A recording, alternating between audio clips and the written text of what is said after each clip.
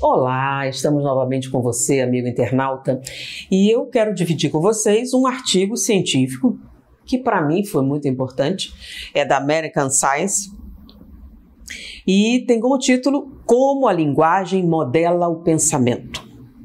Diferentes idiomas afetam de maneiras distintas a percepção do mundo.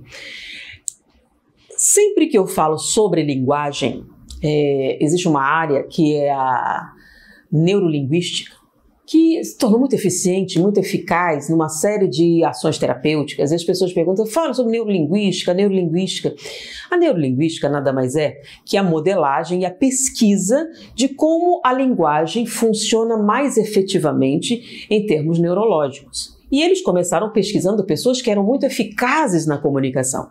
E a partir daí, uma série de insights, eles descobriram técnicas de utilizar o relacionamento verbal para obter determinados conceitos, tanto psicológicos, mentais, físicos, etc. E em alguns momentos isso tomou uma dimensão meio mágica, a neurolinguística aplicava. Só que a neurolinguística, ela não é uma escola terapêutica, ela é uma técnica que você utiliza, uma técnica de comunicação eficaz que você pode utilizar dentro de qualquer escola. Tá? Então, não é a neurolinguística que é científica. A pesquisa para obter esses resultados foi científica. Mas o que esse artigo trata é de um outro conceito. É o conceito de que a utilização de determinados termos verbais ou idiomas ou determinadas características culturais pode moldar alterações neurológicas, ou seja, alterar a maneira com que o seu cérebro funciona. E é claro que quando você altera a maneira com que o seu cérebro funciona, você altera a maneira com que você vê a realidade. E se você altera a maneira com que você vê a realidade, é claro que automaticamente você altera a maneira com que você se comporta, a maneira com que você se relaciona com o outro. Então, nessa reportagem, ele fala sobre de onde surgiu esse conceito de que a linguística afetaria a forma com que você utiliza o cérebro. Ela é de 1930, tá? De Edward Safir e Benjamin Lee Whorf. Eles tinham uma teoria a respeito de como o idioma moldava determinadas características psicológicas e estruturais da mente. Bom, hoje se foi mais além, analisando respostas neurológicas a certo vocabulário. A reportagem começa com uma cena muito interessante. Então, uma criança de 5 anos, de uma tribo aborígene na Austrália, você chega e o pesquisador pergunta para a criança: onde fica o norte? Automaticamente ela aponta, sem errar nenhuma vez. E isso acontece com qualquer membro da tribo. Então, onde fica o leste? Então, qualquer direção da bússola, se ele perguntar, automaticamente a pessoa aponta, sem errar. E ele fez a mesma experiência numa aula em Stanford, com doutores, com pessoas laureadas, com pessoas experientes. Ele perguntou: vocês poderiam, fechando os olhos, me apontar o norte? Um grande número se negou, porque não sabia onde ficava o norte, e outros apontaram em qualquer direção. Por que isso? É uma questão de intelecto? É uma questão de cultura? Não. Essa tribo aborígene tem um vocabulário específico que fala sobre os pontos cardeais e eles são essenciais. Então, desde a infância, eles são expostos a um vocabulário específico. Isso faz com que automaticamente você assuma a posição de sempre que você entra no ambiente, você se localiza em termos de pontos cardeais. Se tornou de tal maneira natural, inconsciente, que é uma segunda natureza dessa tribo, localizar os pontos cardeais. Tá? E não só isso, como esse vocabulário faz parte do seu desenvolvimento, quando você pede para eles organizarem alguma coisa, eles o fazem obedecendo determinadas estruturas. Diferente, por exemplo, de um ocidental. Se você pedir para ele distribuir de maneira cronológica cenas, fotos, etc., ele vai sempre se colocar da esquerda para a direita. Mas se ele for japonês, ao contrário. Mas os chineses, de cima. Então, ou seja, o vocabulário que você usa, a maneira com que você escreve, ela também faz com que você se organize espacialmente e temporalmente de maneira diferente. E eles fizeram uma série de experimentos demonstrando que a presença de determinado vocabulário altera as suas relações. Então, por exemplo, Eu já fiz uma palestra aqui falando sobre a inveja. No Brasil, em português, em inglês, em espanhol, em línguas latinas em geral, a palavra inveja só tem uma palavra: inveja. Já se você pega o alemão, o japonês e alguns outros idiomas, existem variações da inveja. Então existe a gente tradução livre, né? Alguém fez um comentário, né? Mas isso é racismo? Não, porque a tradução da palavra é inveja negra, inveja branca. Então existe essa tradução livre, se fosse em português, para níveis diferentes de inveja. Então existem culturas em que a inveja tem 4 níveis, são palavras diferentes utilizadas para níveis diferentes. Em português é só uma palavra, em que você vai ter que fazer uma explicação complexa depois. Então nós normalmente não assumimos a inveja. Já em outras culturas ela faz parte da existência e eles consideram isso uma coisa importante, de maneira que as pessoas se preocupam muito com a manifestação desse sentimento. Então nós somos afetados até na maneira com que nós nos relacionamos com relação à ausência de uma pessoa. Por exemplo, nós temos uma palavra específica em português: saudade. Então nós nos relacionamos com o distanciamento, com a perda, com dinâmicas muito específicas. Em outros idiomas em que não existe uma designação para esse sentimento, significa que as pessoas não sentem saudade? Sentem, mas elas não sabem definir com essa intensidade, com esse grau, ou se relacionar com a ausência da mesma maneira que um brasileiro ou alguém de Portugal consegue fazer. Então, esse experimento mostra como a linguagem molda mesmo as dimensões mais fundamentais da experiência humana. Por exemplo, espaço, tempo, causalidade, relacionamento com os outros. Então, grau de parentesco, por exemplo, parentes próximos. Em alguns idiomas, você tem designações complexas para vários níveis de parentesco. Em outros, não. Você tem tio, sobrinho, primo. E o primo em 4º grau, como chama? Primo. E o primo primo. Nós não temos variações para esse tipo de parentesco.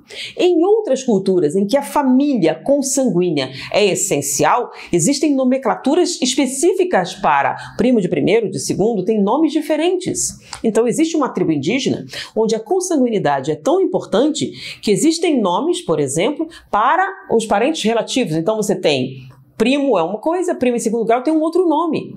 E aí outros nomes. Então você tem nome para parentes até a 4ª geração. E são nomes específicos. E você fala deles como se estivesse falando do irmão da sua mãe. Já em português, você não pensa no seu tio-avô, qual a relação do filho do seu tio-avô com...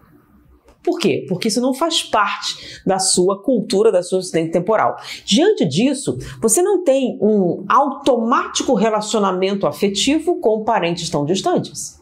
É possível, inclusive, que nós encontremos na cidade parentes relativos e nós não temos conhecimento e ele para nós serão estranhos. Já nessa cultura, um parente é um parente, mesmo que seja do 4º, 5º grau.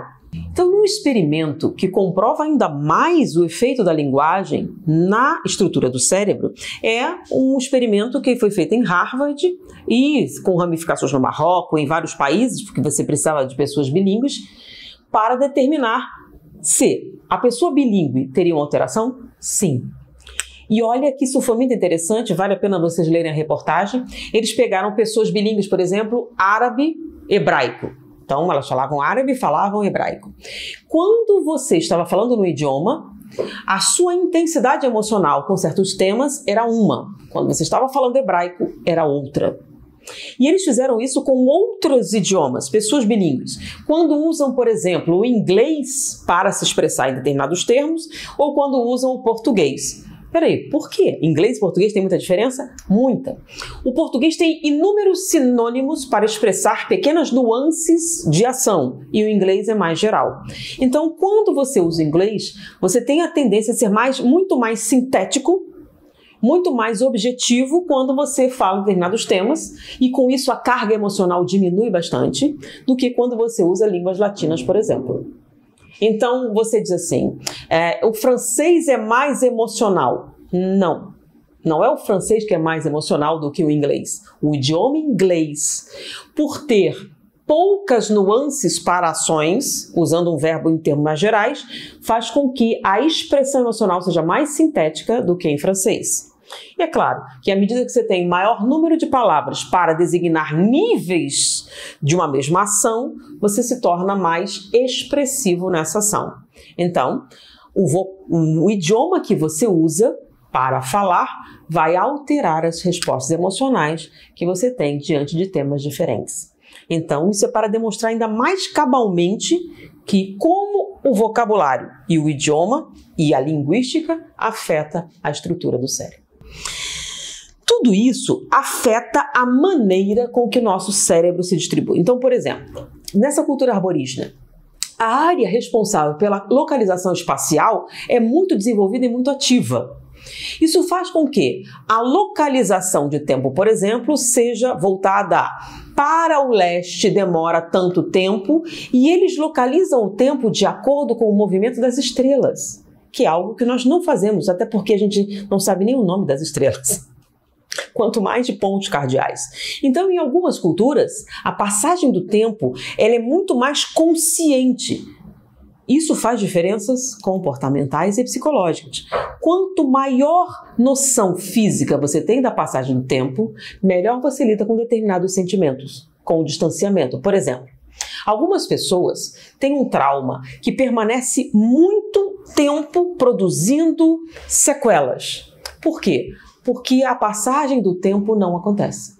Tanto que existe uma técnica terapêutica psicológica desenvolvida por Daniel Kahneman que trabalha justamente com a passagem do tempo para causar o distanciamento do trauma.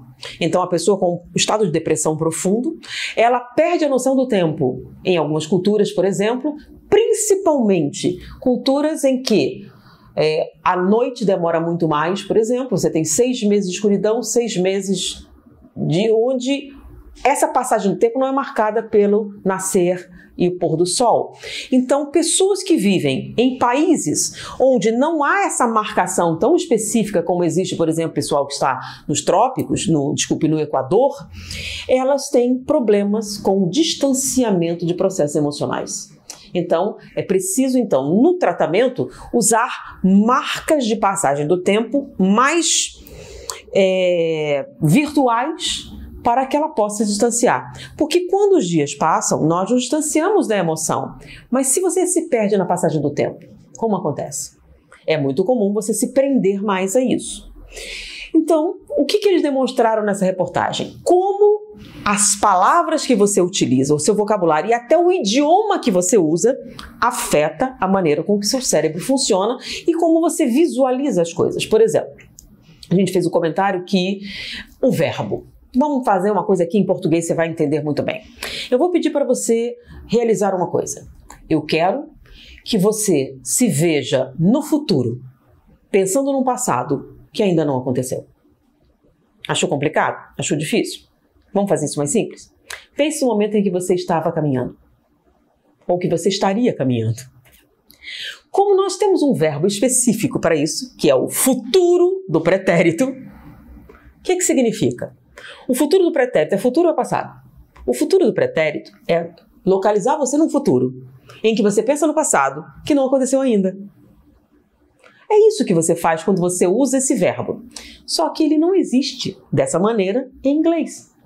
Então, se você está falando inglês, você vai ter que usar uma composição para expressar isso. Por isso, quando nós falamos sobre passagem de tempo, localização de tempo no Brasil, por exemplo, ou na hipnose, ou no método terapêutico, é muito simples.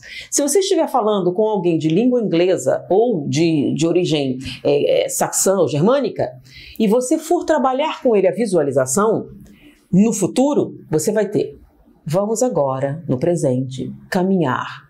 1 ano no futuro, 2. Você tem que fazer ele acompanhar essa viagem no tempo, ser específico. Ou então, se você está com um paciente que vem de origem americana ou de língua saxã, você vai ter que caminhar com ele. Aí você chega lá, 20 anos no futuro. Você está agora, olha no espelho, você está se vendo, ok. Agora você vai olhar nesse momento para o passado. Se você não fizer esse movimento, ele não vai acompanhar você, não vai visualizar. Então, qualquer pessoa que não tenha uma cultura de origem latina, que use o verbo como nós utilizamos, não vai acompanhar. Já que você estiver falando com um brasileiro, com alguém que fale português, imagine você no futuro, agora pensando no passado, automaticamente você não precisa dessa viagem lenta para que a pessoa já faça essa localização. Por quê? Porque culturalmente essa posição no tempo, utilizando a ação, você usa no seu vocabulário, logo ela se torna automática para você em termos de vivência. Então, visualizar o futuro, visualizar o passado, movimentar-se no tempo com a imaginação é fácil para o brasileiro, não tão fácil assim para alguém de língua inglesa. E em outros idiomas também tem dificuldades com relação ao vocabulário do tempo. Isso é um negócio que modifica você, se você está tratando pessoas com backgrounds culturais diferentes e que uma linguagem que funciona perfeitamente bem com alguém aqui, traduzida ao pé da letra, não é tão eficaz. Por isso, alguns métodos, por exemplo, de hipnose, que muitos daqui têm traduções de livros americanos, de livros ingleses, que é onde cresceu muito essa técnica, ao serem utilizadas numa tradução direta para o português, não são eficazes. Alguém diz, não, isso não funciona. Aí cria-se muitas técnicas assim, eu criei um jeito. Por quê? Porque a linguagem utilizada culturalmente, o idioma, molda determinadas percepções temporais.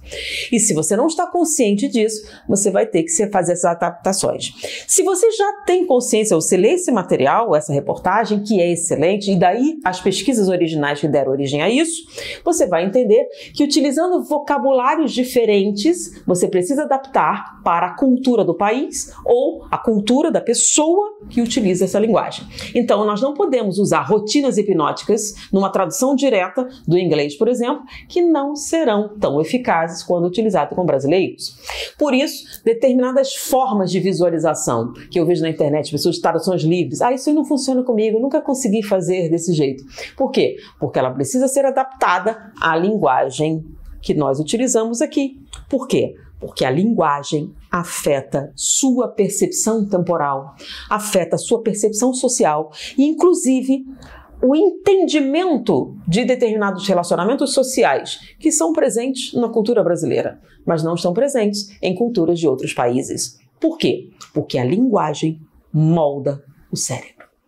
Espero que isso tenha sido útil para você, espero que te ajude, você que é terapeuta, mas você, quando lê um livro e sente dificuldade de ver um determinado personagem, eu não entendi como isso aconteceu.